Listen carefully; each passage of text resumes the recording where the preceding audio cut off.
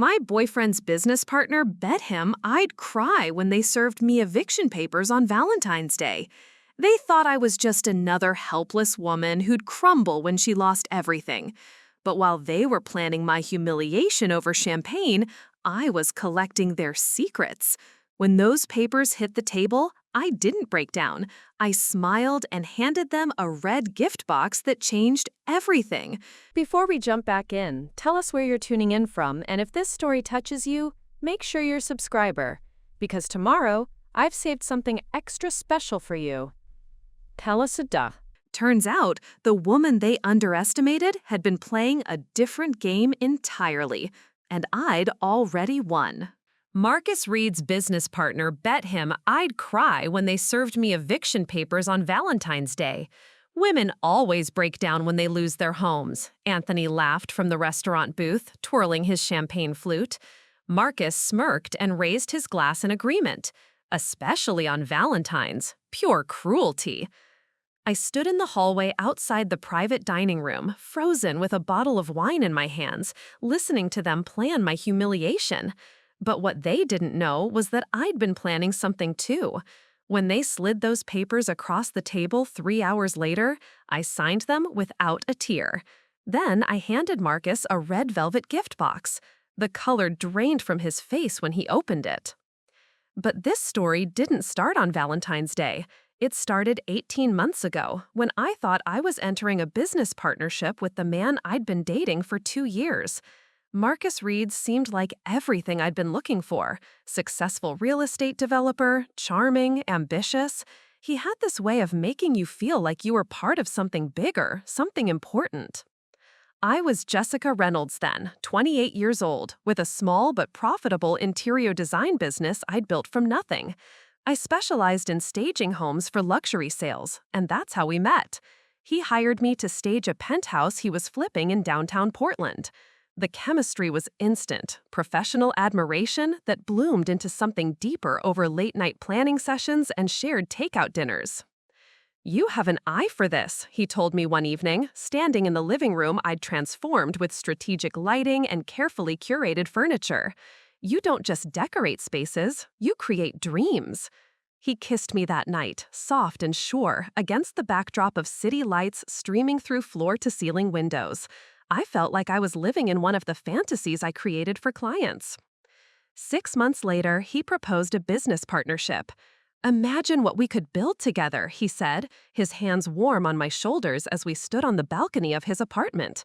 "Your design genius, my development expertise. We could revolutionize luxury real estate in this city." The proposal came with an engagement ring 2 weeks later, a stunning emerald-cut diamond that caught the light like captured starfire. We combined our businesses into Reed & Associates Development. I moved into his penthouse apartment, a sleek glass tower that felt like living inside a jewelry box. Everything was chrome and marble and impossibly clean lines. It was beautiful, but it never quite felt like home. I told myself that was normal, adjusting to a new space, a new life, a new version of myself. The first red flag was so subtle I almost missed it. We were at a client meeting, presenting staging concepts for a high-end residential complex. I was explaining my vision for the model units when Marcus interrupted. "What Jessica means is that we'll create aspirational spaces that target our demographics' lifestyle fantasies." He smiled at me like he was being helpful, but something in his tone made me feel diminished, like my words needed translation to be understood. It happened again at our engagement party. I was telling his college friends about a particularly challenging project, a Victorian mansion with original features that needed to be honored while appealing to modern buyers. "She's being modest," Marcus said, sliding an arm around my waist. I guided her through the historical research. Jessica's more of a natural talent than a technical expert. The group laughed appreciatively, but I felt something twist in my stomach. The comments became a pattern. In meetings, he'd speak for me or correct my explanations. At social gatherings, he'd introduce me as his creative genius, in a tone that somehow made creativity sound like a limitation rather than a strength. "She sees the pretty picture," he told a potential investor once. "I handle the numbers and strategy." I started preparing more thoroughly for meetings, researching comparable sales and market trends, but he'd still find ways to position himself as the business mind while relegating me to the artistic role. I began to notice how he controlled the narrative of our success. Press coverage of our projects featured quotes primarily from him, with brief mentions of my innovative design concepts. Our website listed him as CEO and me as creative director, a title I'd never agreed to. When I brought it up, he kissed my forehead and said, "You don't want to deal with the business side anyway. That's not where your strengths lie." The penthouse, I gradually realized, was a cage disguised as a palace. Marcus owned it outright, and while I'd moved in all my furniture and personal belongings, my name was never added to any documents. I paid for groceries, utilities, and household expenses, but everything official remained in his name. "It's cleaner for tax purposes," he explained when I suggested we formalize our living arrangement. "Trust me on the financial stuff." My old apartment, a cozy loft in the arts district that I'd loved, had been sold when I moved in with him. The proceeds went into our joint business account, which Marcus managed. "You're too trusting," he'd say whenever I wanted to review financial statements. "That's why you need me to handle the money side." I started to feel unmoored, like I was floating in a beautiful glass box with no solid ground beneath my feet. The isolation was gradual, so subtle I barely noticed until it was complete. Business dinners replaced girls' nights with my friends. Networking events took precedence over family gatherings. When my college roommate Gemma Adams visited from Seattle, Marcus scheduled an urgent client meeting that required my presence. "She'll understand," he said. "Business comes first if we want to build something lasting." I started questioning my own judgment. When I disagreed with his design choices, he'd present market research that seemed to contradict my instincts. When I suggested alternative business strategies, he'd explain patiently why I was missing crucial factors. "You think with your heart," he'd say, not unkindly. "That's beautiful, but it's not always practical." I began to second-guess every opinion, every impulse, every creative instinct that had built my original business. The worst part was how reasonable it all sounded. Marcus never yelled, never called me names, never displayed obvious cruelty. He was attentive and affectionate, bringing me flowers after long days and planning romantic dinners at expensive restaurants. To the outside world, we were the perfect power couple. Him in his tailored suits and confident handshakes, me in designer dresses and carefully styled smiles. But inside, I felt myself shrinking, becoming smaller and more uncertain with each passing month. I convinced myself this was what mature relationships looked like: compromise, accommodation, trusting your partner's expertise in their areas of strength. I told myself I was learning, growing, becoming more sophisticated in my business approach. But late at night, lying in that perfect bedroom overlooking the glittering city, I sometimes couldn't remember what my own voice sounded like when it wasn't filtered through Marcus's interpretation of what I meant to say. Then came the Investors Gala. The Portland Real Estate Development Association's annual charity auction was the kind of event that could make or break reputations in our industry.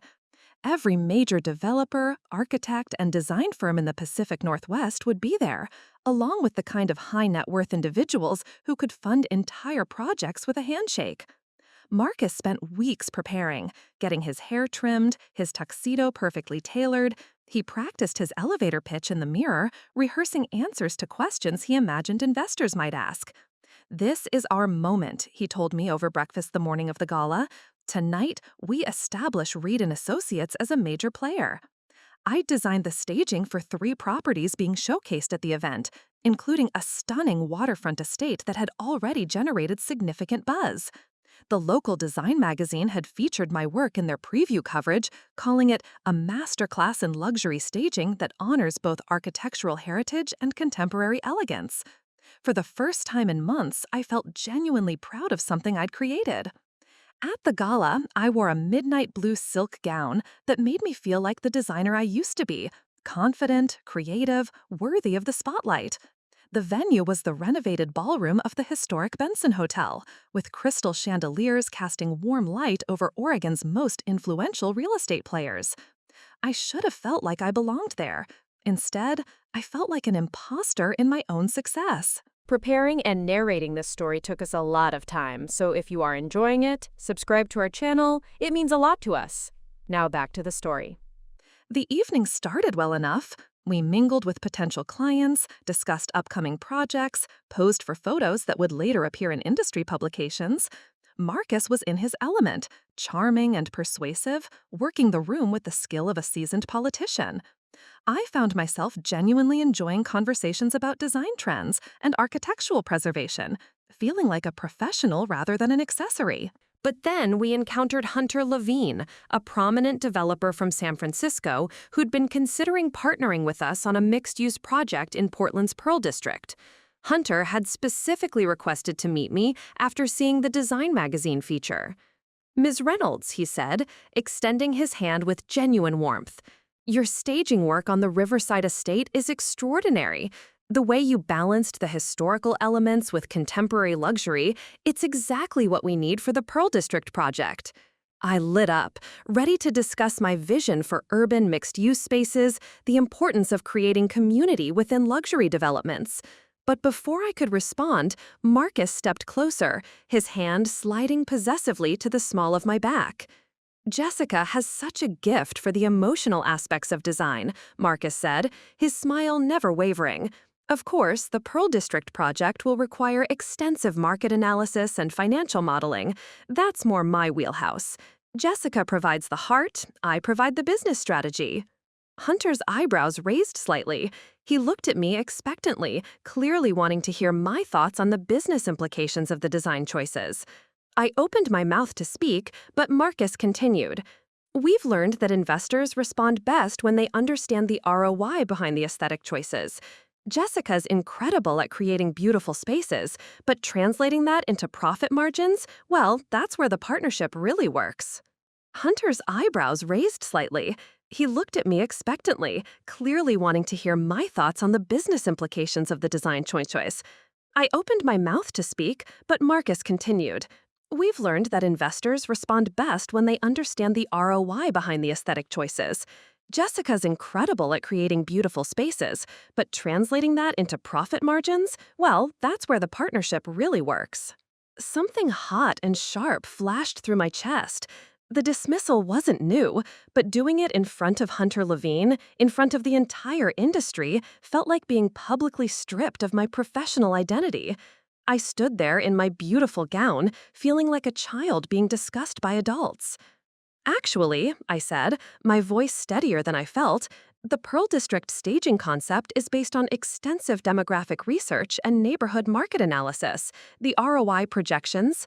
"What Jessica means," Marcus interrupted smoothly, "is that her intuitive approach often aligns with market trends. She's got great instincts, even if she doesn't always understand why they work financially." Hunter looked uncomfortable now, glancing between us as if sensing undercurrents he didn't want to navigate. "Well," he said carefully, "I'd love to see those market projections. Perhaps we could schedule a follow-up meeting to discuss the financial modeling in detail." "Of course," Marcus said. "I'll have my team put together a comprehensive presentation. Jessica can show you her design concepts, and I'll walk you through the business case." That's when I felt it, the final thread of my professional dignity snapping. In that moment, surrounded by the city's real estate elite, I realized that Marcus had systematically erased me from my own career. He'd reduced me to a pretty face who provided heart and intuition, while he handled the real business of making money. After Hunter moved on to other conversations, I excused myself to the restroom. I stood in front of the ornate mirror, staring at my reflection, the carefully styled hair, the expensive makeup, the designer gown, and felt like I was looking at a stranger. When had I become this person? When had I stopped fighting for my own voice? I returned to find Marcus holding court with a group of investors, telling them about our upcoming projects while I stood silently at his side like an ornament. When someone asked about my design process, he answered for me. When another investor complimented the Riverside estate staging, Marcus accepted the praise and mentioned my contribution as an afterthought. But the breaking point came during the auction. One of the items was a week-long design consultation with Portland's rising star in luxury staging, meaning me. The auction host read from a description that highlighted my awards, my innovative approach, my growing reputation in the industry. For a moment, I felt a flicker of the recognition I'd been craving. Marcus leaned over and whispered in my ear, loud enough for nearby tables to hear, "Don't let it go to your head, babe. They're bidding on the Reed & Associates brand, not just you." He chuckled softly, kissing my temple like he was being affectionate rather than crushing. That's when I heard Anthony Jensen, Marcus's business partner, laugh from the next table. "She's lucky to have you keeping her grounded, man. Some of these creative types really lose perspective when they get a little attention." Marcus grinned and raised his champagne flute to Anthony. "Someone has to manage the talent, right?" I sat there in my beautiful gown, watching these two men toast to managing me like I was a resource to be controlled rather than a partner to be respected. The conversation continued around me, but I'd stopped listening. All I could hear was the sound of my own heartbeat and a small voice in my head whispering, "This isn't love. This isn't partnership. This is ownership." That night, after we returned to the penthouse, Marcus was euphoric. The gala had been a tremendous success for him. New connections made, potential deals discussed, his reputation solidified. He poured expensive scotch and talked excitedly about follow-up meetings and partnership opportunities. "Did you see how impressed everyone was with the company?" he said, loosening his bow tie. "Hunter Levine is definitely going to move forward with the Pearl District project. This could be the deal that takes us to the next level." I sat on the edge of the bed, still in my gown, staring out at the city lights. He wanted to talk to me about the design concepts. "And you'll get to do that," Marcus said, not looking up from his phone as he scrolled through the business cards he'd collected.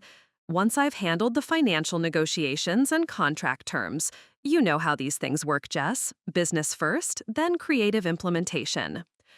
"I am the business," I said quietly. "My designs, my reputation, my client relationships, that's what they're buying." Marcus looked up then, his expression patient but condescending. "Sweetheart, you're incredibly talented, but talent without business acumen is just an expensive hobby. That's why we work so well together. You create, I monetize." I stood up slowly, unzipping my gown as I walked to the closet. As the silk pooled at my feet, I felt like I was shedding more than just clothing. I was shedding the last of my illusions about our partnership, our relationship, our future together. "You're right," I said, hanging the dress carefully on its hanger. "We do work well together." But for the first time in months, I wasn't agreeing with him. I was planning. The morning after the gala, I woke up with a clarity I hadn't felt in months. Marcus was already gone, an early meeting with potential investors he'd mumbled before kissing my forehead and leaving. I lay in bed for a long time, staring at the ceiling, replaying the previous night's humiliations. But instead of the familiar shame, I felt something else. Anger. Clean, sharp, useful anger. I made coffee in the pristine kitchen, sat at the marble island, and opened my laptop. For the first time in over a year, I logged into my old business email account, the one I'd maintained but barely used since we'd merged up companies. Dozens of messages waited, many from former clients asking if I was still taking independent projects. One email made me pause. It was from Hannah Monteith, a high-end residential client I'd worked with before Marcus. She'd sent it 3 weeks ago. "Jessica, I hope this reaches you. We're renovating our vacation home in Bend and specifically want to work with you again. Your staging of our Portland house was transformative. Could we discuss a consultation? I have your old cell number, but it seems to be disconnected." My old cell number. Disconnected. I'd given up that line when Marcus suggested we consolidate our phone plans for business efficiency. Another small surrender I'd barely noticed at the time. I pulled out a notebook, one of the leather-bound journals Marcus had given me for Christmas, meant for creative inspiration but never used, and started writing. Not design ideas or business plans, but facts. Dates, incidents, financial arrangements. The systematic dismantling of my professional identity, documented in black ink. December 15th. Marcus interrupts presentation to Hunter Levine, dismisses my market analysis as intuition. I went back further, remembering other incidents with new clarity. October 3rd. Portland Business Journal interview focuses on Marcus, mentions me as talented design support. September 20th. Marcus removes my name from Pearl District proposal without consultation. August 14th. Client specifically requests me for consultation. Marcus insists on joint meeting, dominates conversation. The list grew longer. Each entry was a small wound I'd rationalized away at the time, but together they formed a pattern of deliberate professional sabotage. Marcus hadn't just been managing our business partnership, he'd been systematically erasing my role in it. I researched Oregon's business partnership laws, read articles about professional dissolution, studied precedents for creative professionals reclaiming their work and client relationships. The internet became my classroom, and I was a dedicated student. That afternoon, I did something I hadn't done in months. I called Gemma Adams, my college roommate in Seattle. Her familiar laugh on the other end of the line nearly made me cry. Jessica, my God, I was starting to think Marcus had you locked in a tower somewhere. How are you? I paused, unsure how to answer honestly. I think I need help. What kind of help? Are you okay? I found myself telling her everything. The gala humiliation, the systematic professional diminishment, the way I'd lost myself so completely I barely recognized my own voice anymore. Gemma listened without interruption, occasionally making small sounds of understanding or outrage. Honey, she said when I finally finished, this isn't a relationship problem. This is a business takeover. He's been stealing your career piece by piece. But we're partners. Legally, everything we've built is shared. Are you? Have you actually seen the partnership documents? The question hit like cold water. I realized I'd never read the final legal documents. Marcus had handled all the paperwork, explaining it was standard business language I didn't need to worry about. I'd trusted him to protect my interests while he systematically destroyed them. I need to see those documents, I said. Yes, you do. And Jessica, you need a lawyer. Not a couples counselor, not a business mediator. A lawyer who specializes in professional partnerships and intellectual property. That evening, while Marcus attended a networking dinner, I searched through his home office. The partnership documents were in a filing cabinet, in a folder labeled R&A Legal. As I read through the pages, my hands began to shake. The agreement was more one-sided than I'd ever imagined. Marcus was listed as the managing partner, with full authority over business decisions, client relationships, and financial distributions. My role was defined as creative consultant rather than equal partner. Most damning of all, there was a clause stating that all client relationships and intellectual property developed during the partnership belonged exclusively to Reed and Associates, which was legally Marcus's company, not ours. I'd signed away my career without realizing it. But as I read more carefully, I found something interesting. The agreement included a clause about pre-existing client relationships and intellectual property. Any clients I'd worked with before the partnership remained my professional property. The problem was proving which clients fell into that category, and Marcus controlled most of our client files. I photographed every page with my phone, then carefully returned the documents to their folder. That night, I created a new email account, jessicareynoldsdesign@gmail.com, and began reaching out to former clients, carefully wording my messages to sound like friendly check-ins rather than business solicitations. The responses surprised me. Client after client expressed frustration with Reed and Associates' current approach, missing the personal attention and creative vision they'd experienced working with me directly. Several mentioned feeling like they were dealing with a corporate entity rather than a creative partner. Sarah Chen, whose waterfront estate staging had been featured in the design magazine, was particularly direct. Honestly, Jessica, we've been disappointed since you stopped being our primary contact. The new team Marcus assigned doesn't understand our aesthetic at all. We were hoping to work with you again on our Mountain House project. I printed out these emails and added them to a growing file folder I kept hidden beneath my side of the mattress. Evidence of client loyalty, proof of my independent professional value, documentation of the systematic way Marcus had separated me from my own career. But I needed more than client testimonials.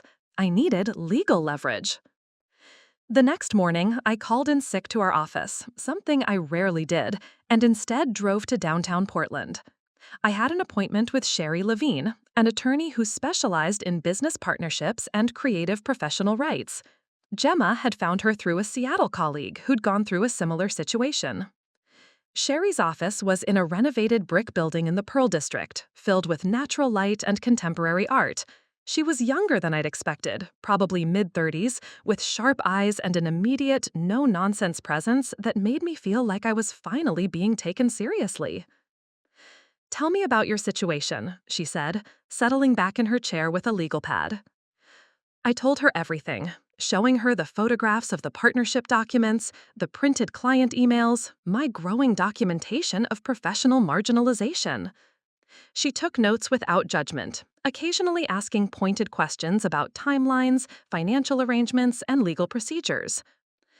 "This is a more common situation than you might think," she said when I finished. "Creative professionals, especially women, often find themselves legally disadvantaged in business partnerships with more traditionally business-minded partners. The good news is that you have options." "What kind of options?" Well, first, we need to determine exactly what you own versus what the partnership owns. Your pre-existing client relationships are clearly yours, and we can make a strong case for intellectual property you developed independently. Second, we need to look at whether this partnership agreement was entered into under any form of duress or misrepresentation. He told me it was standard language, that I didn't need to worry about the legal details. That could be considered misrepresentation, especially if you can prove you weren't given adequate opportunity to review the terms with independent legal counsel. She leaned forward. "Jessica, I want you to understand something. This isn't just about dissolving a business partnership. Based on what you've told me, there's a pattern of professional suppression that might constitute economic abuse. We're not just talking about getting your business back, we're talking about getting your life back." For the first time in months, I felt something I'd almost forgotten: hope. Sherry Levine became my lifeline over the following weeks. We met twice a week, always during Marcus's regular business hours when I could claim to be visiting design showrooms or meeting with vendors. She taught me to think like a strategist rather than a victim, to see legal remedies where I'd only seen personal failures. "The partnership agreement has weaknesses," she explained during our third meeting, spreading documents across her conference table. "Marcus may have legal control, but he's also legally obligated to act in the partnership's best interests. If we can prove he's been deliberately marginalizing you to consolidate power, we have grounds for both dissolution and damages." She'd researched Marcus's business history and found interesting patterns. Reed & Associates was his third company in 5 years. The previous 2 had involved creative partners who'd left abruptly, signing non-disclosure agreements and non-compete clauses. One had been an architect named David Chen, who'd started his own firm in Seattle after their partnership dissolved. The other was a marketing specialist who'd relocated to Denver. "He has a type," Cherie said. "Talented creatives who bring established client bases and innovative ideas. He partners with them long enough to absorb their contacts and intellectual property, then finds ways to marginalize them until they leave. Can we contact the others? Carefully. NDAs limit what they can say, but they might be willing to share general experiences about business practices. Sometimes patterns of behavior are relevant to current cases."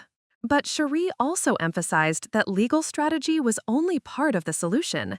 You need to rebuild your independent professional identity, quietly, methodically, but definitively.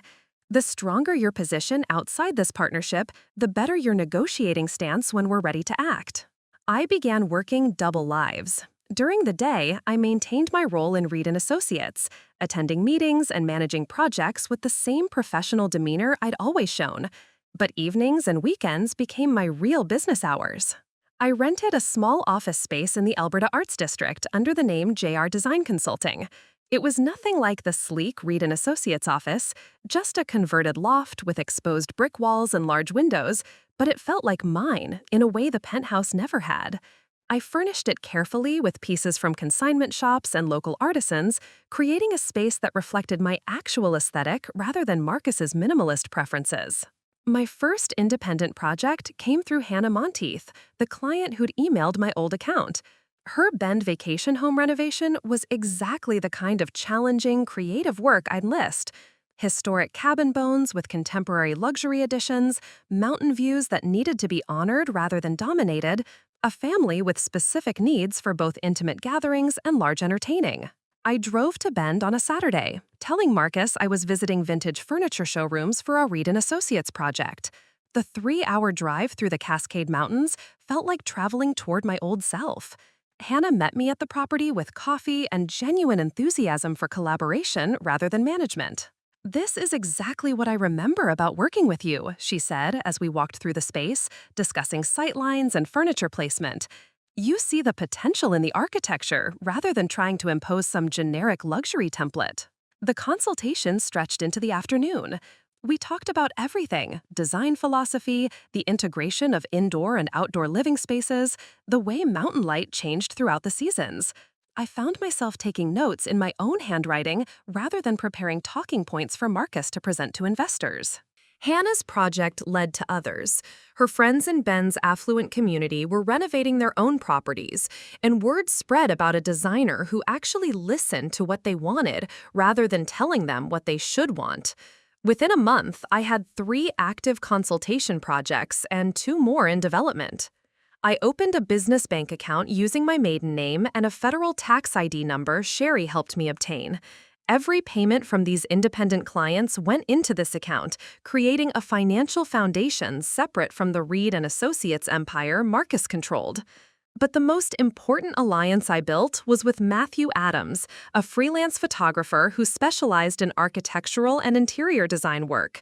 I'd used his services occasionally for Reed & Associates projects, but Marcus always complained about the cost and pushed for cheaper alternatives. Matthew reached out to me directly after seeing some of my Bend project photos on social media. "I don't know what's happening with your Reed & Associates work," he said over coffee at a cafe in the Pearl District, "but your independent stuff is on a completely different level. You're designing like yourself again." He offered to document my independent projects in exchange for portfolio credit and the rights to use images for his own marketing. It was exactly the kind of mutually beneficial professional relationship I'd forgotten was possible: collaboration rather than control, shared success rather than zero-sum competition. Matthew's photographs revealed something I hadn't fully recognized. My independent work looked nothing like the Reed & Associates portfolio. Where Marcus pushed for trends and marketability, I'd been creating spaces that reflected genuine life and personality. The contrast was striking enough to constitute a completely different design philosophy. "You should trademark this approach," Matthew suggested, reviewing contact sheets in my Alberta office. "This isn't just interior design, it's lifestyle curation. You're not staging houses for sale, you're creating homes for living." The idea intrigued me. Jessica Reynolds Design hadn't just been a business name, it had been a brand philosophy Marcus had gradually absorbed and diluted. But what if I could reclaim and strengthen that brand identity? I worked with a graphic designer to create a new logo and visual identity for JR Design Consulting. Clean but warm, sophisticated but approachable. The tagline we developed, "Spaces that honor life," captured something I'd been trying to articulate for months. More importantly, I began documenting everything I learned about business management, client relations, and professional presentation. Marcus had convinced me I was too creative to handle business operations, but managing my independent projects taught me otherwise. I was perfectly capable of writing contracts, managing budgets, and negotiating with contractors. I'd just been systematically prevented from doing so. By December, my independent business was generating enough income to cover my personal expenses. I wasn't ready to leave Marcus yet, legally or financially, but I was no longer dependent on him for my professional identity or economic survival. The most satisfying moment came when Hunter Levin called me directly, bypassing Reed and Associates entirely. "Jessica, I hope you don't mind me reaching out personally," he said. "I've been following your independent work through mutual contacts, and I'm wondering if you'd be interested in consulting on a project in San Francisco, luxury condominiums that need the kind of authentic lifestyle design you're known for." I scheduled the meeting for the following week, telling Marcus I had a dentist appointment. As I hung up the phone, I realized I was smiling in a way I hadn't in months. The student was ready to become the teacher, and Marcus had no idea what I'd been learning. The hardest part wasn't building my secret business. It was pretending to be the same diminished version of myself that Marcus expected to come home to each night. I became an actress playing the role of his supportive partner, and I discovered I was better at deception than I'd ever imagined. Every morning, I woke up next to him and performed gratitude. I asked his opinion on design choices I'd already finalized independently. I let him explain business concepts I now understood better than he did. I smiled when he corrected me in meetings, and nodded when he dismissed my suggestions as creative thinking that needs practical grounding. The penthouse became my stage, and I played my part flawlessly. I cooked his favorite meals while mentally calculating profit margins for my independent projects. I listened to his complaints about difficult clients, while knowing those same clients had been calling me directly, praising my work and requesting more of my time. I shared his bed while planning my professional independence with methodical precision. The key was appearing busy with Reed and Associates work while actually managing two separate careers. I became a master of time management and compartmentalization. Lunch meetings with Marcus's investors became opportunities to text my independent clients. Site visits for partnership projects included detours to photograph my own work. Evening design research at showrooms transformed into client consultations for JR Design. I started carrying two phones, my official Reed & Associates line that Marcus occasionally monitored, and a personal device for my independent business. I learned to switch between them seamlessly, answering Marcus's calls with practiced deference while scheduling lucrative consultations on my hidden line minutes later. The documentation became obsessive but crucial. I photographed every Reed & Associates contract, every client communication, every financial statement Marcus shared with me. I recorded conversations when Oregon's one-party consent laws allowed, capturing his casual dismissals of my contributions and his frequent claims of sole credit for collaborative work. But I also documented my independent success: client testimonials, project photographs, payment records, referral patterns. I was building two parallel portfolios, one that showed how Marcus had systematically marginalized my contributions to our partnership, and another that proved my independent professional value. The most dangerous part was managing Marcus's suspicion. He was naturally controlling, but he wasn't stupid. If I changed my behavior too dramatically, he'd notice. So I gave him small victories that fed his ego while concealing my larger strategy. I started asking for his help with confusing business decisions I'd actually already researched thoroughly. I let him teach me concepts I'd mastered months earlier. I praised his negotiation skills after deals I'd actually structured behind the scenes through my independent client relationships. "You're really growing into the business side of things," he told me one evening, reviewing quarterly reports that showed significant growth in our design consultation revenue. What he didn't know was that much of that growth came from clients who were actually paying me directly, then routing their payments through Reed & Associates at my suggestion to maintain the appearance of partnership success. I became skilled at strategic incompetence, appearing just helpless enough to avoid Marcus's suspicion, while competent enough to handle increasingly complex independent projects. When he praised my improvement in areas like client relations or project management, I credited his guidance rather than revealing my actual capabilities. The emotional performance was the most exhausting part. I had to simulate the gratitude and dependency expected while suppressing the anger and confidence I actually felt.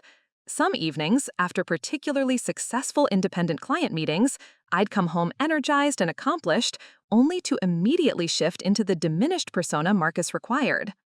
"You seem different lately," he said one night in early January, studying my face as I prepared dinner. "More confident or something." My heart stopped, but I kept chopping vegetables with steady hands. Maybe I'm finally learning from all your business advice, I said, smiling over my shoulder. You've been so patient with me. He seemed satisfied with that explanation, but I realized I needed to be more careful.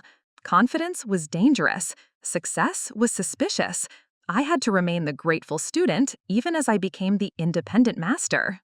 I started deliberately making small mistakes in Reed and Associates' work, nothing that would damage our reputation, but enough to maintain the appearance of someone who still needed guidance. I asked obvious questions in meetings, deferred to Marcus's expertise on topics I understood perfectly, and occasionally forgot to follow up on details I'd actually handled efficiently through back channels.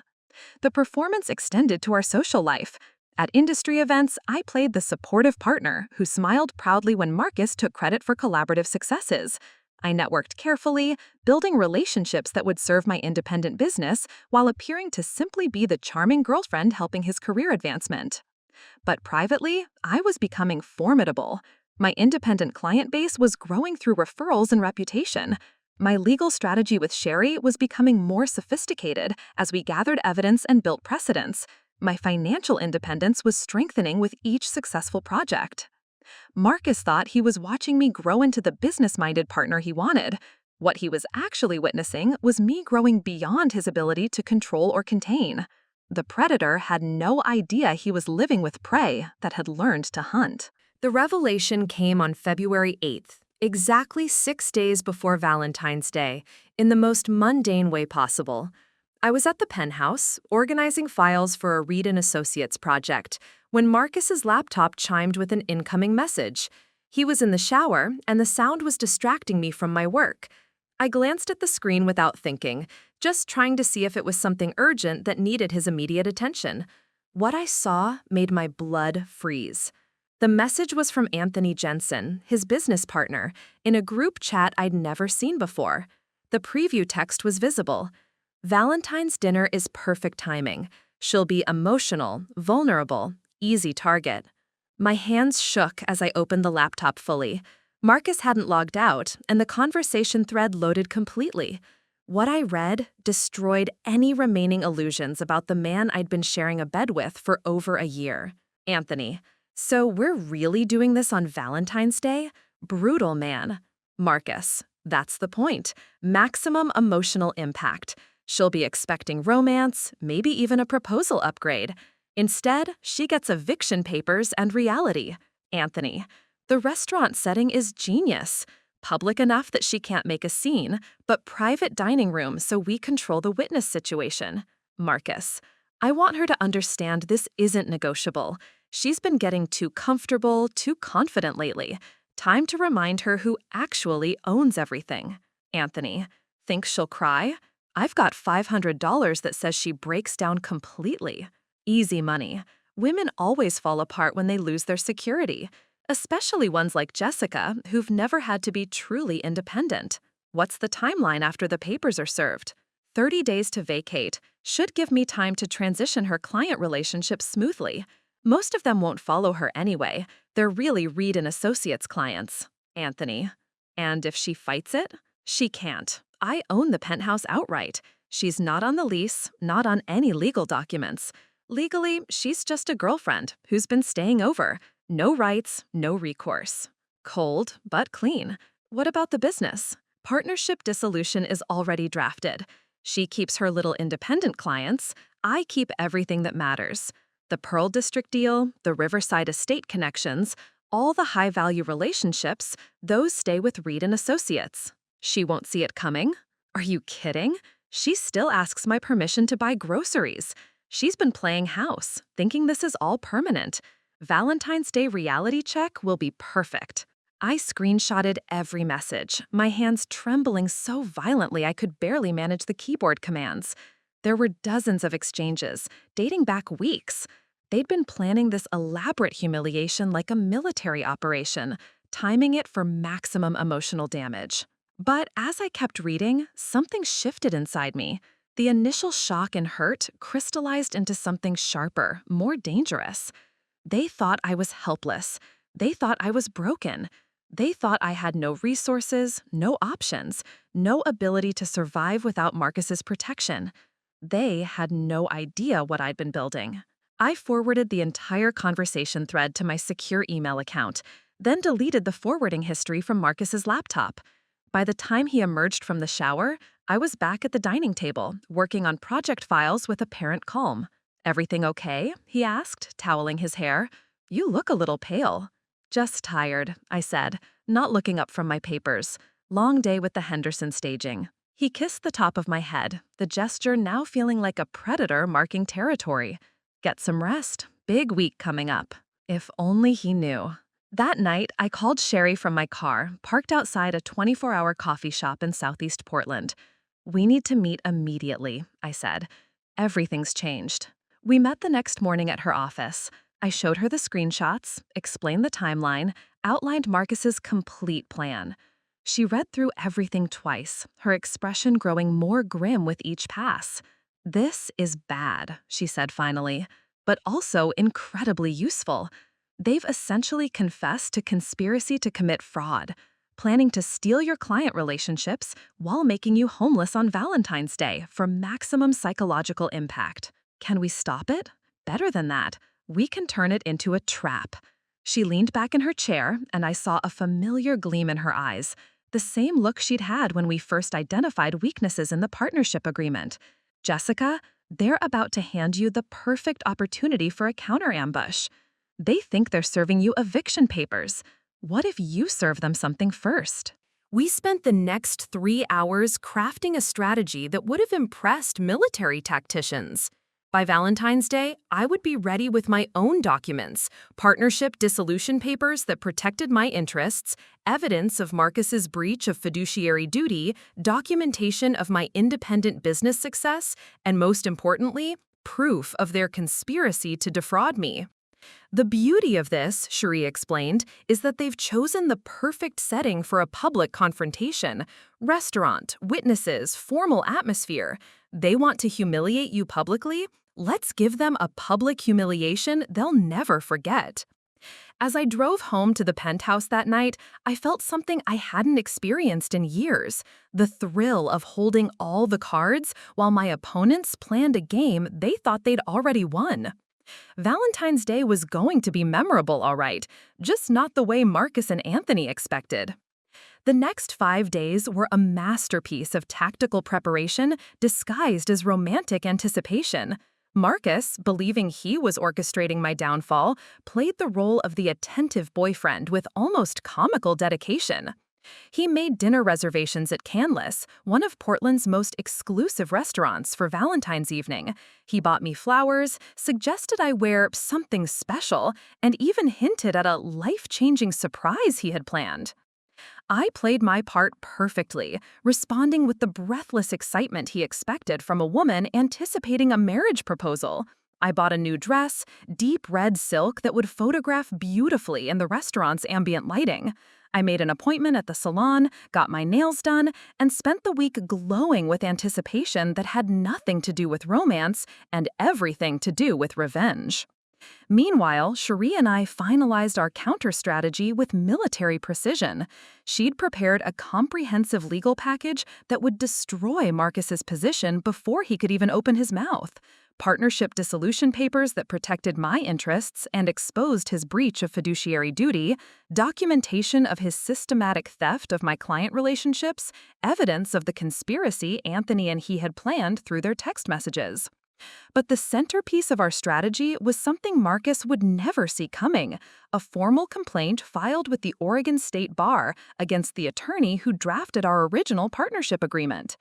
Cherie had discovered that the lawyer was Marcus's college roommate, and our investigation revealed he'd failed to advise me of my rights or suggest independent counsel, a clear violation of legal ethics when drafting documents between parties in a personal relationship.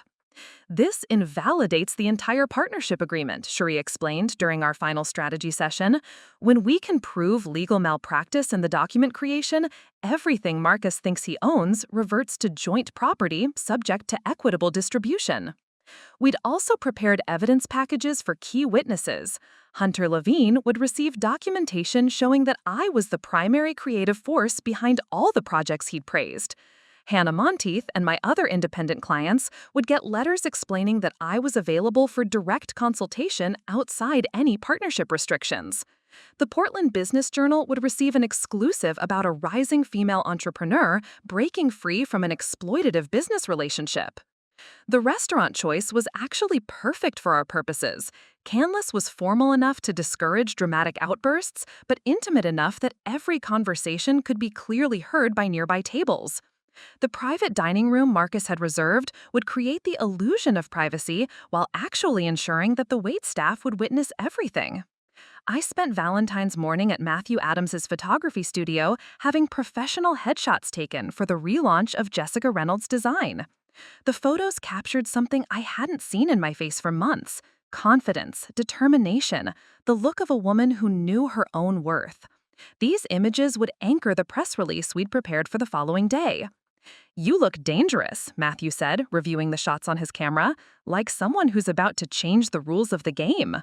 "I am," I replied, and meant it completely. That afternoon, I received final confirmations from our key allies.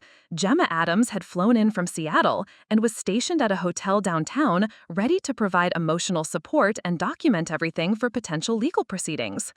My independent clients had been quietly notified about potential disruption to Reed and Associates, but assured that their projects with me personally would continue uninterrupted. The Portland Business Journal would receive an exclusive about a rising female entrepreneur breaking free from an exploitative business relationship. The restaurant choice was actually perfect for our purposes. Canlis was formal enough to discourage dramatic outbursts, but intimate enough that every conversation could be clearly heard by nearby tables. The private dining room Marcus had reserved would create the illusion of privacy while actually ensuring that the waitstaff would witness everything. I spent Valentine's morning at Matthew Adams's photography studio having professional headshots taken for the relaunch of Jessica Reynolds' design. The photos captured something I hadn't seen in my face for months: confidence, determination, the look of a woman who knew her own worth. These images would anchor the press release we'd prepared for the following day. "You look dangerous," Matthew said, reviewing the shots on his camera, "like someone who's about to change the rules of the game." "I am," I replied, and meant it completely. That afternoon, I received final confirmations from our key allies. Gemma Adams had flown in from Seattle and was stationed at a hotel downtown, ready to provide emotional support and document everything for potential legal proceedings. My independent clients had been quietly notified about potential disruption to Reed and Associates, but assured that their projects with me personally would continue uninterrupted. Most importantly, Sherry had positioned herself at Canlis for the evening, dining alone at the bar with a clear view of our private room. She carried copies of all our legal documents and had a court reporter on standby for immediate transcription if Marcus made any admissible statements. I spent an hour before dinner preparing myself mentally, reviewing every element of our strategy. Marcus thought he was about to destroy my life, but he was actually walking into the most comprehensive legal and professional ambush I'd ever witnessed. The final touch was a red velvet jewelry box I'd purchased that morning. Inside, instead of the ring Marcus probably expected me to hope for, I'd placed a flash drive containing every piece of evidence we'd gathered about his systematic professional sabotage and personal betrayal. The symbolic poetry of it was almost too perfect. He expected tears and devastation, but I was bringing documentation and justice. As I applied my makeup that evening, I caught my reflection in the bathroom mirror. The woman looking back at me wasn't the diminished, uncertain person who'd been sharing Marcus's bed for the past year. She was someone harder, smarter, more dangerous. Someone who'd learned to plan in silence and strike without warning. Marcus knocked on the bathroom door. "Ready for our special evening, beautiful?" "More than you know," I called back, adding the final touches to my lipstick. When I emerged from the bathroom, Marcus was waiting in his best suit holding a bouquet of red roses. He looked confident, pleased with himself, utterly convinced that he was about to deliver the performance of his lifetime. He had no idea the performance was about to be mine. Canlis exceeded even my expectations for theatrical perfection. The restaurant's floor-to-ceiling windows overlooked Elliott Bay, with the city lights twinkling like stage lighting designed specifically for our confrontation. Marcus had requested their most intimate private dining room, a space enclosed by frosted glass that provided the illusion of privacy while ensuring every word would carry to the attentive waitstaff. He was in rare form that evening, charming and attentive in the way that had first attracted me 18 months ago. He ordered an expensive bottle of champagne, made witty observations about the other diners, and kept reaching across the table to touch my hand with possessive affection. "You look absolutely radiant tonight," he said, as our appetizers arrived.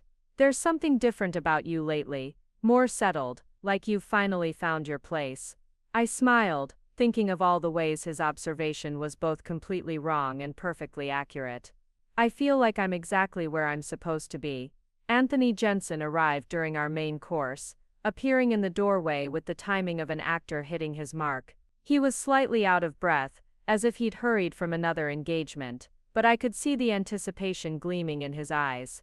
"Marcus, sorry I'm late. The investor meeting ran long."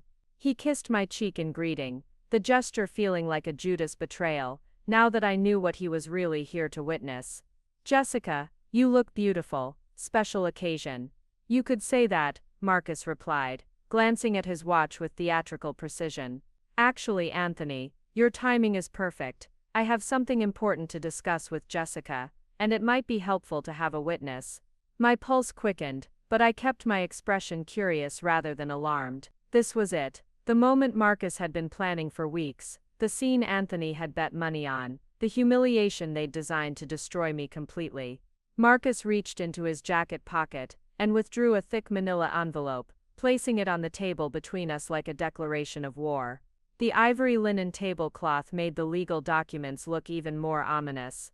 "Jessica," he said, his voice taking on a formal tone I'd never heard before, "our relationship has reached a point where we need to clarify some things."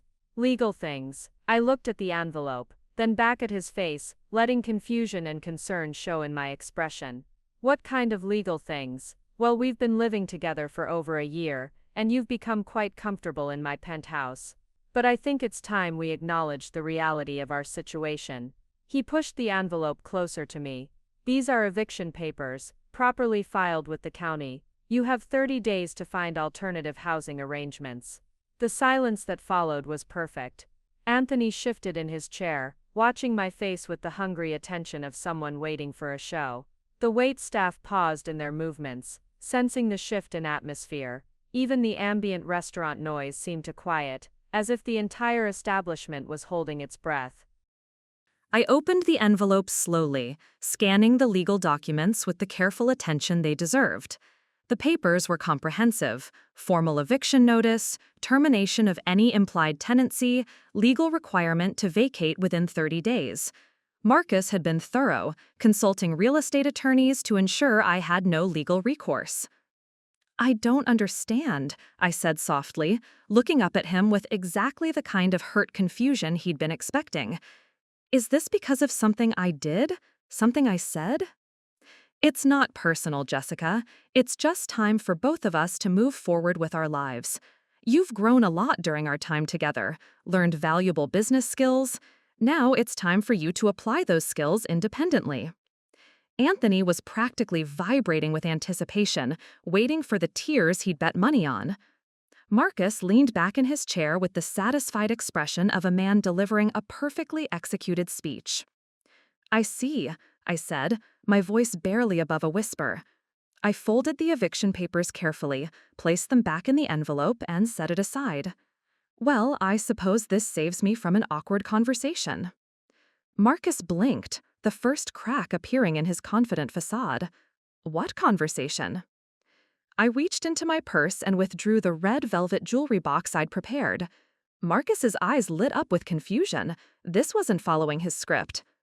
Anthony leaned forward, clearly expecting some kind of desperate romantic gesture, a pathetic attempt to change Marcus's mind with sentiment and tears.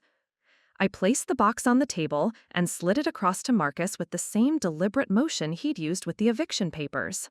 "Open it," I said calmly. Marcus hesitated, thrown off by my composure.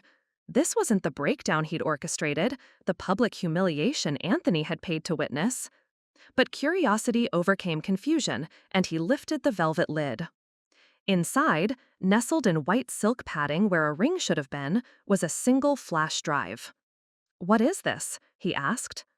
I smiled then, the first genuine expression I'd worn all evening. "That's every text message between you and Anthony planning this evening. Every document you thought I'd never see. Every piece of evidence proving you've been systematically stealing my clients and sabotaging my career for the past year." The color drained from Marcus's face as comprehension dawned. Anthony's mouth fell open, his confident smirk replaced by growing alarm. "Happy Valentine's Day, darling," I said, raising my champagne glass in a mock toast. "I hope you enjoy your surprise as much as I'm enjoying mine." Marcus stared at the flash drive like it might spontaneously combust. His fingers trembled slightly as he lifted it from the velvet box, and I watched years of careful manipulation crumble in real time across his features. "This is impossible," he said quietly. "My phone is password protected. My—" "Was left open last Tuesday when you were in the shower," I interrupted smoothly. "Did you know that group chat with Anthony auto-syncs across all your devices? Very convenient for someone who knows where to look." Anthony had gone completely pale, his earlier smugness replaced by the dawning horror of a man realizing he'd walked into an ambush. "Marcus, what is she talking about? What's on that drive?" I pulled out my own phone and began reading from screenshots I'd saved. February 8th, 10:47 p.m.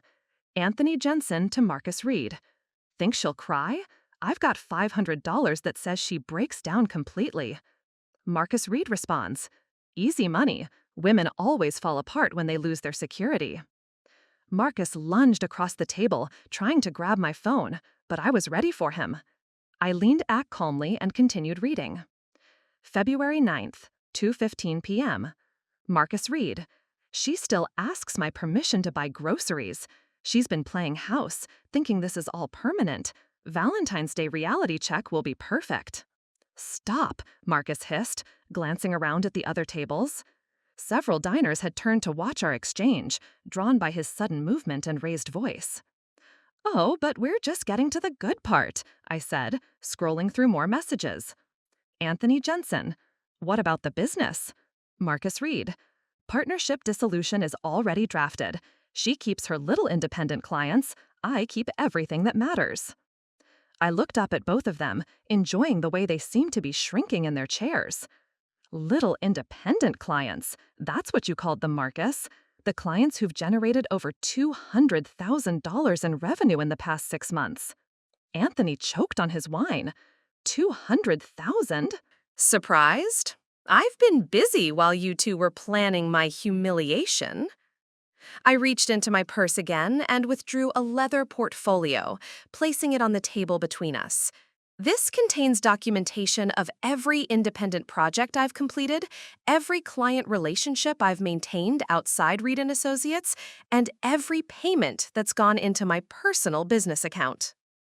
Marcus opened the portfolio with shaking hands. Page after page of contracts, payment receipts, client testimonials, and professional correspondence. His face grew increasingly ashen as he realized the scope of what I'd been building while he thought I was dependent on his guidance. The Bend vacation homes, the San Francisco condominium consultations, the Seattle residential project that Hunter Levine personally requested. I enumerated each project like evidence in a trial. All documented, all profitable, all mine. "This is fraud," Marcus said desperately. "You were using Reed & Associates resources, our office space, our business connections." "Actually, no." I smiled sweetly and pulled out another document. Every independent project was completed using my private office space in the Alberta Arts District, which I've been renting under JR Design Consulting since October. Every client relationship was established through my pre-partnership contacts or direct referrals based on my individual reputation. Anthony was frantically typing on his phone, probably trying to calculate financial implications or contact their attorney. I almost felt sorry for him. Almost. But here's my favorite part. I continued, retrieving one final document from my purse. This is a formal complaint filed with the Oregon State Bar against the attorney who drafted our partnership agreement. Seems he forgot to mention that lawyers have an ethical obligation to advise both parties in a business partnership to seek independent counsel, especially when those parties are in a romantic relationship. Marcus went completely still. What are you saying? I'm saying your college roommate committed legal malpractice when he drafted documents that systematically favored your interests while telling me I didn't need to worry about the boring legal language. When we can prove malpractice in the document creation, the entire partnership agreement becomes invalid. The silence stretched between us like a chasm.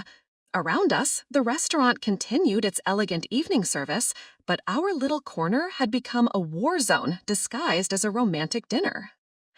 So here's what's going to happen, I said, my voice calm and businesslike.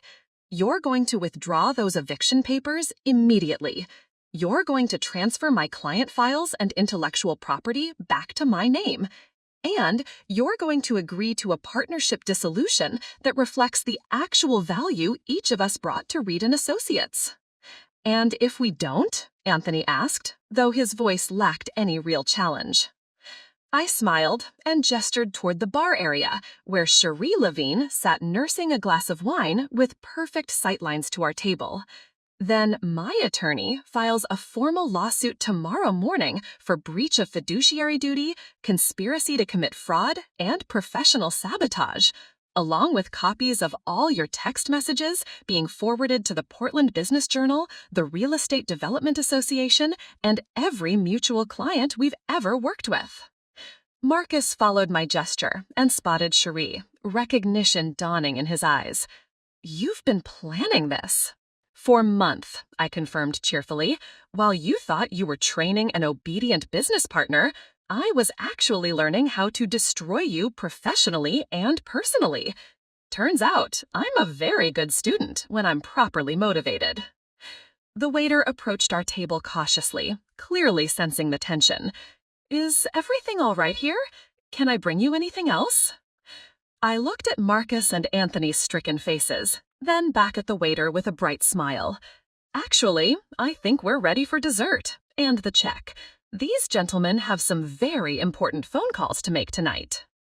Marcus was frantically scrolling through his phone, probably trying to contact his attorney or assess the damage to his business relationships, when I decided to deliver the final blow. The truth was, I'd been holding back my most devastating revelation, saving it for the moment when his defenses were completely down. Oh, and there's one more thing, I said casually, signaling the waiter for another glass of champagne. I should probably mention that Reed & Associates doesn't actually exist anymore. Both men froze. Anthony's fork clattered to his plate, and Marcus looked up from his phone with an expression of pure confusion. What do you mean it doesn't exist? Marcus demanded. I opened my purse once more and withdrew a single sheet of legal letterhead. This is a dissolution notice filed with the Oregon Secretary of State 3 days ago. As the creative partner whose intellectual property formed the foundation of our business, and given the evidence of systematic fraud in our partnership agreement, I exercised my legal right to dissolve the company immediately. You can't do that, Anthony said, his voice rising. You don't have the authority.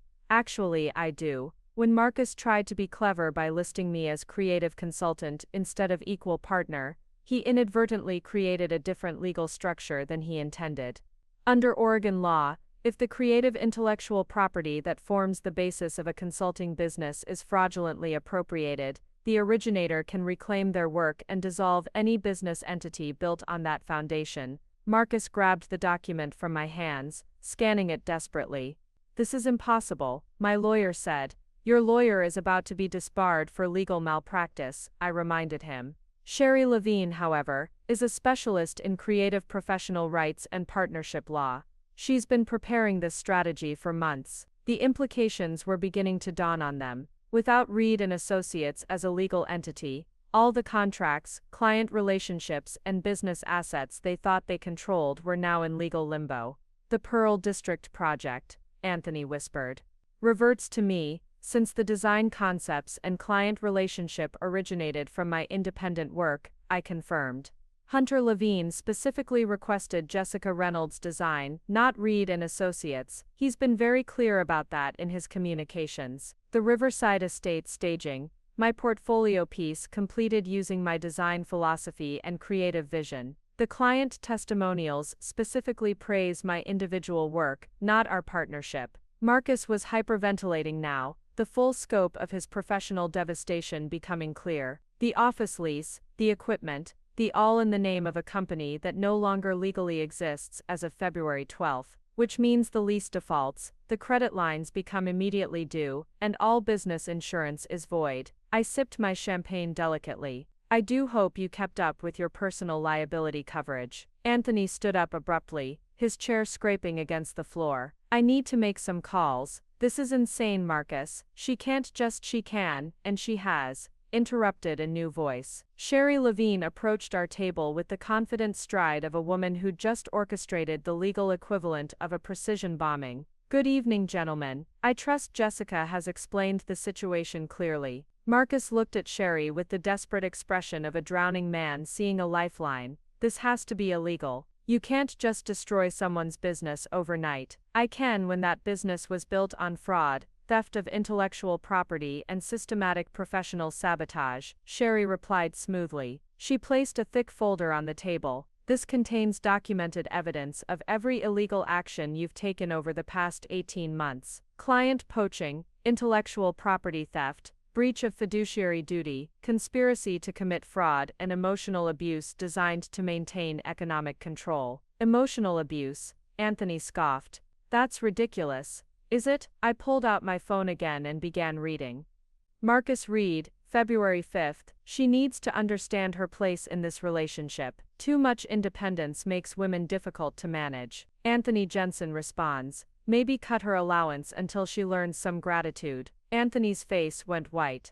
Allowance, Jessica, that was just my own money, I said coldly. From my own business, that you two decided to manage for my own good. Except now I've been tracking every dollar for 6 months, and it turns out you've been systematically underreporting my earnings and keeping the difference. I slid another document across the table. Financial analysis showing a $60,000 discrepancy between what clients paid Reed and Associates for my work and what I received in profit sharing. Funny how that money ended up in accounts I had no access to. Marcus stared at the financial analysis like it was written in a foreign language. We reinvested that money into business growth, into your personal accounts and Anthony's investment portfolio. Sherry corrected. We have bank records. The restaurant had grown noticeably quieter around us, though I suspected it was more from the other diners' polite attempt to avoid our increasingly dramatic conversation than any actual decrease in ambient noise. The waitstaff was giving our table a wide berth, clearly uncomfortable with the legal and emotional carnage unfolding over their carefully prepared cuisine. So here's where we stand, I said, leaning back in my chair with the satisfaction of a chess player announcing checkmate. You have no business, no legal standing, no access to the clients you thought you owned, and potential criminal liability for fraud and theft. I, on the other hand, have an established independent business, documented client relationships, clean financial records, and enough evidence to destroy both of your professional reputations permanently. Anthony was frantically typing on his phone again. Marcus just sat in stunned silence, finally understanding that the woman he'd spent 18 months systematically diminishing had not only escaped his control, but had completely annihilated everything he thought he possessed. The question now, I continued, is whether we handle this privately or publicly. Your choice, gentlemen. The silence that followed my ultimatum was the kind that precedes an avalanche, heavy, charged, and full of impending collapse. Marcus sat frozen, his hands flat on the table, as if gripping it could somehow anchor him to the reality he was losing. Anthony had stopped typing and was staring at his phone screen like it might provide some magical solution to their predicament. Then Marcus did something I hadn't expected. He laughed. It started as a low chuckle, building into something that bordered on hysteria. The other diners turned to stare openly now, abandoning any pretense of polite disregard for our increasingly public drama. "This is brilliant," he said, his voice carrying an edge I'd never heard before. "Absolutely fucking brilliant. My sweet, naive Jessica, the woman who couldn't manage her own checkbook 18 months ago, has somehow orchestrated the complete destruction of everything I've built." "Marcus," Anthony hissed, glancing around at the watching faces, "keep your voice down." "Why?" Marcus spread his arms wide, addressing the entire restaurant. "Should I be embarrassed? Should I hide the fact that I've been outmaneuvered by someone I taught everything she knows about business?" I remained calm, watching him self-destruct with clinical fascination. This breakdown wasn't in his script either, but it was certainly going to be useful evidence of his instability and poor judgment. "You want to know what's really beautiful about this?" Marcus continued, his voice getting louder. "She learned it all from me. Every manipulation tactic, every strategic deception, every way to smile and nod while planning someone's destruction, I taught her that. I created my own nemesis." "Actually," I said quietly, "you revealed qualities I already possessed. You just mistook kindness for weakness and cooperation for stupidity. That's a common error among men who think intelligence only looks like aggression." Marcus turned to face me fully, and for the first time since I'd known him, I saw him clearly. Not the confident businessman, not the charming partner, but the small, insecure man underneath who needed to diminish others to feel powerful. "You think you've won," he said, "but you have no idea what you've just done to yourself. This industry is smaller than you think. Word gets around. Nobody will want to work with someone who destroys partnerships over hurt feelings." "Hurt feelings?" Sherry interjected smoothly. "Mr. Reed, we have documented evidence of systematic fraud, theft, and emotional abuse. This isn't about hurt feelings, it's about criminal behavior." "And as for industry reputation," I added, pulling out my phone one final time, "I think you'll find that narrative has already been managed." I showed him the screen where the Portland Business Journal's website displayed a featured article published just 20 minutes ago. "Rising designer breaks free from exploitative partnership. Jessica Reynolds launches independent practice after exposing systematic professional sabotage." Marcus grabbed my phone, reading frantically. The article, which Sherry and I had prepared in advance, painted a carefully documented picture of a talented creative professional who discovered and escaped from a fraudulent business relationship. It included quotes from my independent clients praising my work, testimonials about my professional integrity, and a brief mention of potential legal action against unnamed parties who attempted to appropriate creative intellectual property. "Hunter Levine gave a particularly lovely quote," I noted. "Something about being impressed by my business acumen and independent vision. He's already confirmed that the San Francisco project will proceed with Jessica Reynolds' design exclusively." Anthony finally found his voice. "You leaked this to the press before even giving us a chance to respond?" "I managed the narrative," I corrected, "the same way Marcus has been managing narratives about my work for 18 months. The difference, my narrative happens to be true." Marcus handed my phone back with hands that shook visibly. "You've made enemies tonight, Jessica. People who could have been valuable allies." "I've eliminated obstacles," I replied. "People who were actively sabotaging my career while pretending to support it. That's not losing allies, that's gaining clarity."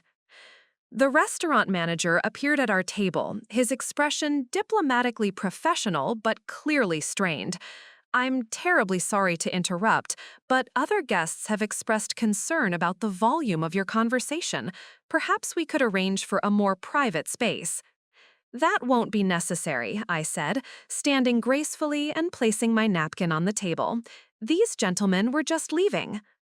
I gathered my purse and the legal documents, leaving the eviction papers Marcus had brought sitting in the middle of the table like abandoned garbage. Cherie stood as well, collecting her folder with the satisfaction of an attorney who just won a case without even reaching trial. "Gentlemen," Cherie said formally, "you have 48 hours to respond to our settlement proposal. After that, we file criminal charges and proceed with civil litigation. I'd suggest you spend tomorrow finding competent legal representation rather than trying to salvage business relationships that no longer exist. As we walked toward the restaurant's exit, I could hear Anthony's frantic voice behind us. "Marcus, we need to call someone. We need to fix this. We need—" But Marcus wasn't responding. When I glanced back, he was still sitting at the table, staring at the eviction papers he'd brought to destroy my life, finally understanding that he'd walked into a trap so perfectly constructed that his own arrogance had sprung it for him. The valet brought my car around, not the one Marcus had bought for me, but the one I'd purchased with my own money from my independent clients. As I drove away from Canlis, I realized I wasn't just leaving a restaurant. I was leaving behind the woman who'd been afraid of her own power. I drove straight to my office in the Alberta Arts District, needing to be in a space that belonged entirely to me. Cherie followed in her own car, and we spent the next 2 hours fielding phone calls and emails as news of the evening's events spread through Portland's tight-knit real estate and design community.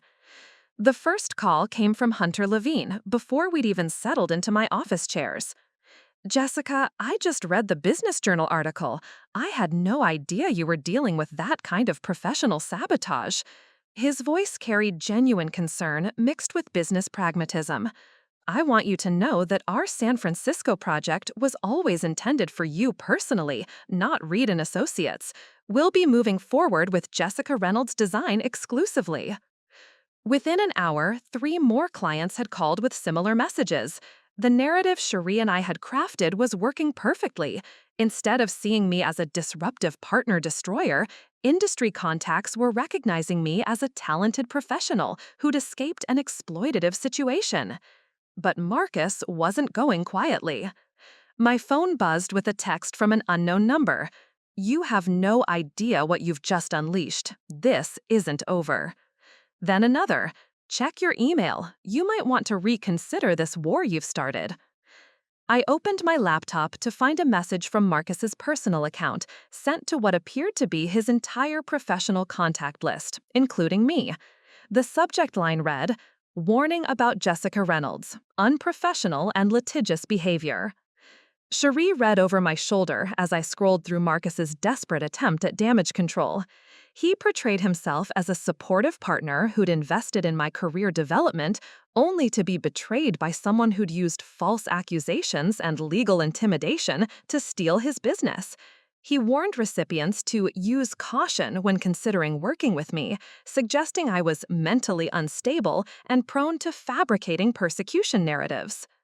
"This is perfect," Cherie said, making notes on her legal pad. "Written defamation, sent to professional contacts, clearly intended to damage your reputation. He's just handed us additional grounds for litigation." But the email backfired spectacularly. Within 30 minutes, my phone was ringing with calls from recipients who were appalled by Marcus's unprofessional mass mailing. Several forwarded me their responses to him, defending my reputation and questioning his judgment in sending such a message. Hannah Monteith called from Bend. "Jessica, I just received the most bizarre email from Marcus Reed trying to warn me away from working with you. After everything you've done for our properties, his message just made him look unhinged. Are you okay?" The Portland design community, it turned out, had been watching Marcus's behavior for years. Other creative professionals began reaching out with their own stories. Architects who'd felt marginalized in meetings with him, contractors who'd been blamed for his project management failures, even other designers who'd noticed how he spoke about and to me at industry events. Matthew Adams called to tell me he'd received 3 new client referrals in the past hour from people who'd seen Marcus's email and wanted to work with photographers who supported ethical business practices. "This guy really doesn't understand how small this community is, does he?" Matthew laughed. "Half the people on his contact list have been wanting someone to stand up to his bullying for years." By midnight, the immediate professional fallout was clear. Marcus had destroyed his own reputation while inadvertently establishing me as a principled professional who'd taken a stand against exploitation. His attempt at character assassination had become my career rehabilitation. But the personal consequences were just beginning. I returned to the penthouse at 1 a.m. to find Marcus waiting in the living room, still dressed in his dinner clothes but disheveled, with an empty whiskey glass in his hand and several legal documents spread across the coffee table. "We need to talk," he said without looking up. I set my purse down carefully, maintaining the calm composure that had served me so well all evening. "About what?" "About fixing this before it gets worse for both of us." He finally met my eyes, and I saw something I'd never seen in them before: fear. "My lawyer says your dissolution filing has legal merit. If we can't reach a settlement, this goes to court, and everything becomes public record." "Yes, that's generally how litigation works." "Jessica, please." He stood up, and I noticed his hands were shaking slightly. "We can work this out privately. You can have your independent clients, keep whatever money you think you're owed, but don't destroy everything we built together out of spite." Spite? I walked to the floor-to-ceiling windows, looking out at the city lights that had once made me feel like I was living in a dream. "Marcus, this isn't spite. This is justice." "You're going to lose too," he said desperately. "When this gets ugly, and it will get ugly, your reputation will suffer. Clients don't want to work with people involved in messy legal battles." I turned back to face him, and in that moment, I realized something profound had shifted. He no longer looked powerful or intimidating. He looked like exactly what he'd always been: a small man who needed to control others to feel significant. "You're right about one thing," I said quietly. "This will get ugly, but only for the person who's been committing fraud for 18 months. I walked toward the bedroom, then paused at the doorway. "I'll be packed and gone by morning. Not because you're evicting me, but because I choose to leave. There's a difference, Marcus, though I don't expect you to understand it." As I closed the bedroom door behind me, I heard the whiskey glass shatter against the wall. By sunrise, I was gone. I'd packed only what belonged to me: clothes, personal items, and the laptop containing my independent business files. Everything else, from the expensive furniture to the designer kitchen appliances, stayed in the penthouse. None of it had ever really been mine anyway, and I no longer wanted to own anything that carried the weight of his manipulation. Gemma was waiting in the lobby with coffee and her rental car, having extended her Seattle trip to help with my transition. She took one look at my face and wrapped me in the kind of hug that only someone who'd known you since college could give. "How do you feel?" she asked as we loaded my belongings into her trunk. "Free," I said, and meant it completely. My temporary residence was a furnished apartment in the Pearl District, ironic considering it was the same neighborhood where Marcus and I had planned our biggest project together. But the space felt like mine, in a way the penthouse never had. Small but filled with natural light, with a view of the Willamette River, and enough room for a proper home office. The first week was a whirlwind of practical arrangements. Sherry helped me navigate the legal requirements for my business transition while fielding increasingly desperate settlement offers from Marcus's new attorney. I opened new bank accounts, established credit lines under my own name, and set up proper business insurance for Jessica Reynolds Design. But the most satisfying part was watching my client base expand exponentially. Hunter Levine's San Francisco project became my anchor client, a 6-month consultation worth more than I'd earned in my best quarter with Reed & Associates. The publicity from the Business Journal article brought inquiries from Seattle, Denver, and even Los Angeles, designers and developers who wanted to work with someone they saw as innovative and ethically principled. Hannah Monteith became my unofficial referral coordinator, recommending me to friends throughout the Pacific Northwest luxury market. "Jessica has integrity," she told people. "In this industry, that's rarer than you'd think." Matthew Adams and I formalized our professional partnership, creating a comprehensive service package that combined his architectural photography with my staging and design consultation.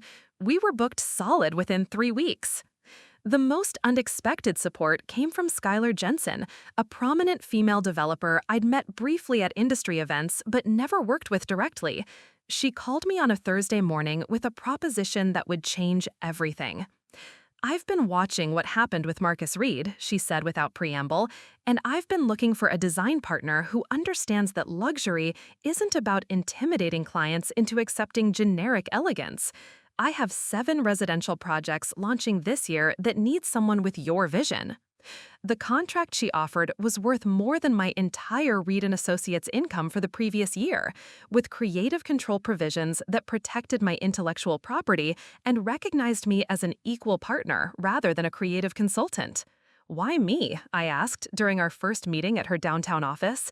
"Because you proved you won't compromise your integrity for financial security," Skylar replied. "That's exactly the kind of partner I need for long-term success." But rebuilding wasn't just about professional relationships. I'd spent 18 months in emotional survival mode, and now I needed to remember who Jessica Reynolds actually was when she wasn't performing the role of someone else's supportive partner. I started taking evening art classes at the Portland Art Museum, something I'd loved in college but abandoned when Marcus deemed it impractical. I joined a women's professional networking group that met monthly for dinner and honest conversation about business challenges. I even bought a bicycle and started riding along the Willamette River path on weekends, rediscovering the simple pleasure of movement and fresh air. The most profound change was in my living space. For the first time in years, I could choose everything, from the coffee I drank in the morning to the music I played while working to the color of my bedroom walls. I painted them sage green, a shade Marcus had once dismissed as too aggressive for a woman's bedroom. Now, waking up surrounded by that strong, earthy color felt like a daily reminder of my own strength. 3 weeks after leaving the penthouse, I received an unexpected visitor. Evan Monteith, Hannah's son, appeared at my office with a bouquet of flowers and a shy smile. "Mom told me about what happened with your business partner," he said. "I'm sorry you had to go through that. But I wanted you to know that the work you did on our house changed how our family lives. You created something beautiful that honors who we actually are, not who someone else thought we should be." That evening, as I sat in my new apartment reviewing designs for Skylar's first project, I realized something profound. For 18 months, I'd been trying to recover the person I was before Marcus. But that person, the woman who'd been grateful for his guidance, who'd accepted his interpretation of her limitations, that person no longer existed. In her place was someone stronger, smarter, and infinitely more dangerous to anyone who might underestimate her again. The woman Marcus had tried to diminish had been replaced by someone he'd never be able to control, and she was just getting started.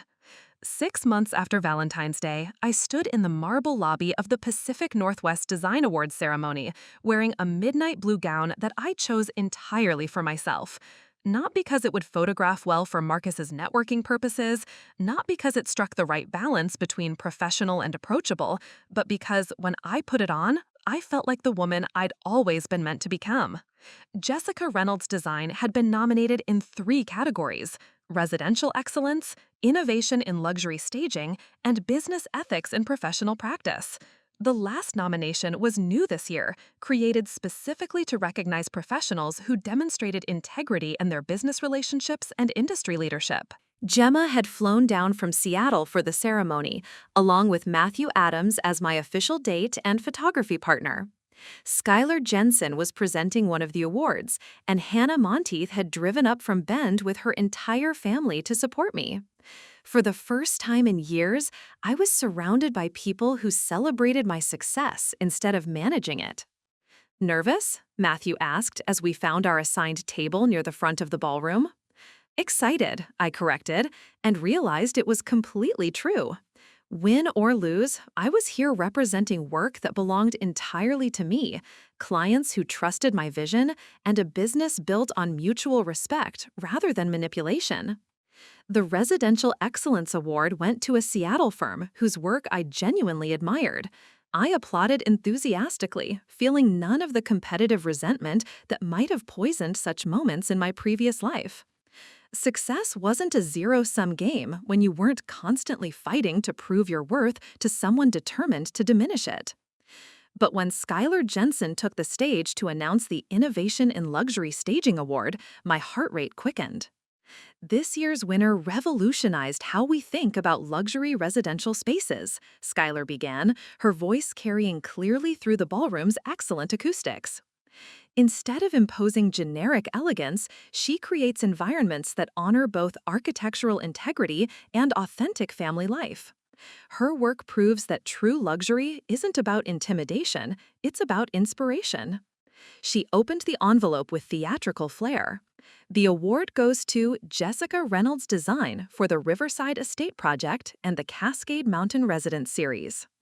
The ballroom erupted in applause as I made my way to the stage, my legs surprisingly steady despite the surreal nature of the moment. 6 months ago, Marcus had been claiming credit for the Riverside Estate staging. Now I was being recognized for the very work he'd dismissed as creative thinking that needs practical grounding. At the podium, looking out at hundreds of industry professionals, I felt a moment of genuine gratitude for everything that had led to this moment, including the painful lessons that had taught me to value my own voice. When I started my independent practice, I said, my voice carrying clearly through the microphone, someone told me that creativity without business acumen was just an expensive hobby. Tonight, I want to thank everyone who proved that creativity combined with integrity isn't a hobby, it's a superpower. The applause was warm and sustained, but what moved me most were the faces in the audience. Industry professionals I'd worked with, clients who'd become genuine supporters, competitors who respected my approach rather than fearing it. This was what professional community looked like when it wasn't filtered through someone else's insecurities. After the ceremony, the networking reception became a celebration rather than an ordeal.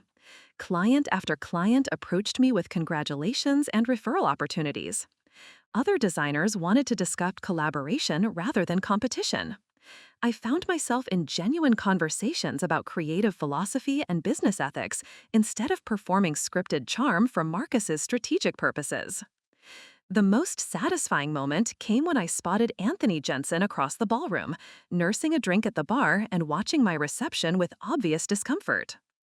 He'd apparently survived the Reed & Associates dissolution, but barely. Word in the industry was that he'd been forced to take a junior partnership with the Vancouver firm, his reputation damaged by association with Marcus's unprofessional behavior. He caught my eye and raised his glass, in what might have been a gesture of congratulation or concession. I smiled back with genuine warmth, not because I'd forgiven him, but because his opinion no longer had any power over my sense of worth. But Marcus himself was notably absent. According to industry gossip, he'd relocated to Phoenix after the legal settlement, supposedly to explore new markets, but more likely to escape the professional reputation he'd destroyed in Portland. His departure had been quiet, almost furtive, nothing like the confident businessman who'd once dominated these same networking events. That night, back in my Pearl District apartment, I placed the award on my mantelpiece next to a framed photograph of my team celebrating our latest project completion.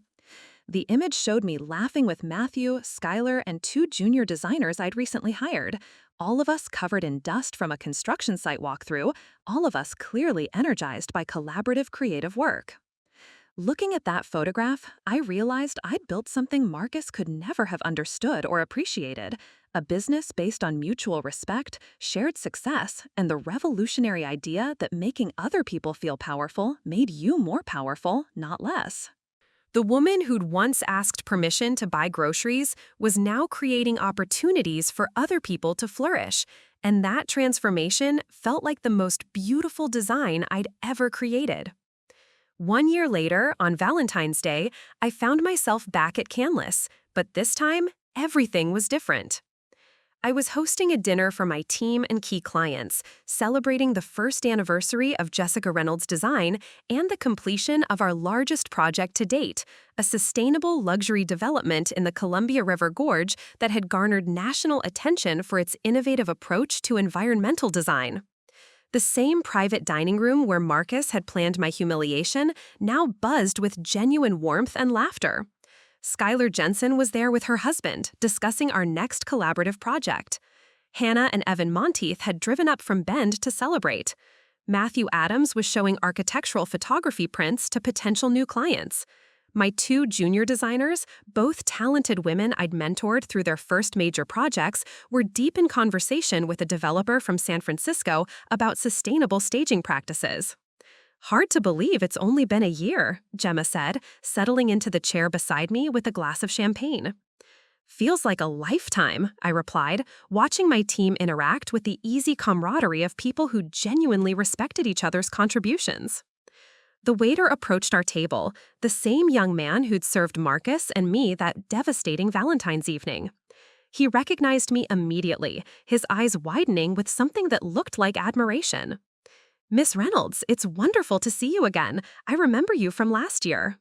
He paused, then added quietly, "I hope you don't mind me saying, but you look completely different, happier." "Thank you," I said, touched by his observation. "I feel completely different." As he moved away to take drink orders, I reflected on just how true that was.